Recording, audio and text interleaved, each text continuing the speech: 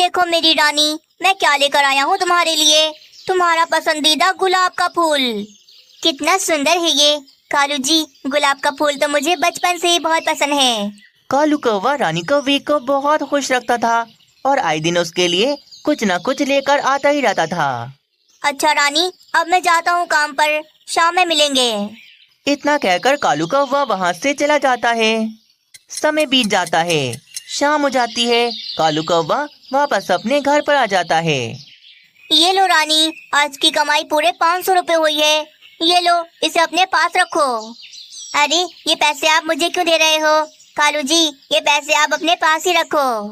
नहीं नहीं, ये पैसे तुम अपने पास ही रखो।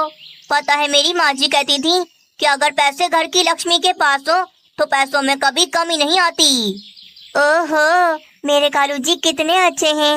मैं तो बहुत भाग्यशाली हूँ जो मुझे कालू जी जैसा पति मिला। दोनों पति पत्नी इस तरह सुखी सुखी अपना जीवन गुजार रहे थे। और बताओ, तुम्हारे पति के साथ तुम्हारी दोस्ती हो गई या अभी भी झगड़ा बाकी है? कहाँ हो गई दोस्ती? मेरा पति तो मुझे हर समय बातें सुनाता रहता है, कभी दो पल के लिए दो मीठे शब्द नहीं बोलता। हाँ तो बुलबुल, तुम भी तो उसे इतनी बातें सुनाती हो। अब तुम उसकी बात न मानोगी तो उसे गुस्सा तो आएगा ही ना।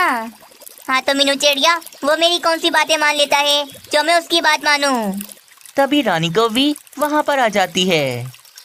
ओ बुलबुल, तुम्हारी ये समस्या कब खत्म होगी? तुम तो अपने पति से इस तरह लड़ाई करती हो जैसे वे तुम्हारा पति नहीं बल्कि कोई दुश्मन हो। क्या कहा तुमने? मैं लड़ाई करती हूँ? तुम्हारी अभी नई नई शादी हुई है ना, इसीलिए तुम्हें नहीं पता कि ये पति शादी के कुछ सालों के बाद कितने बदल जाते हैं। हाँ पर बुलबुल, मेरे और कालू जी के बीच ऐसा नहीं।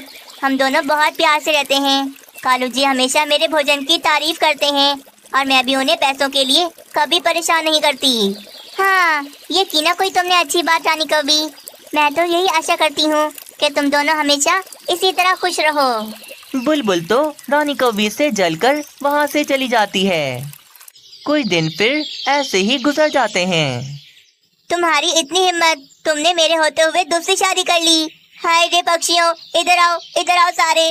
मैं तो लुट गई, बर्बाद हो गई मैं तो। बुलबुल की आवाज सुनकर सब पक्षी वहाँ पर जमा हो जाते हैं।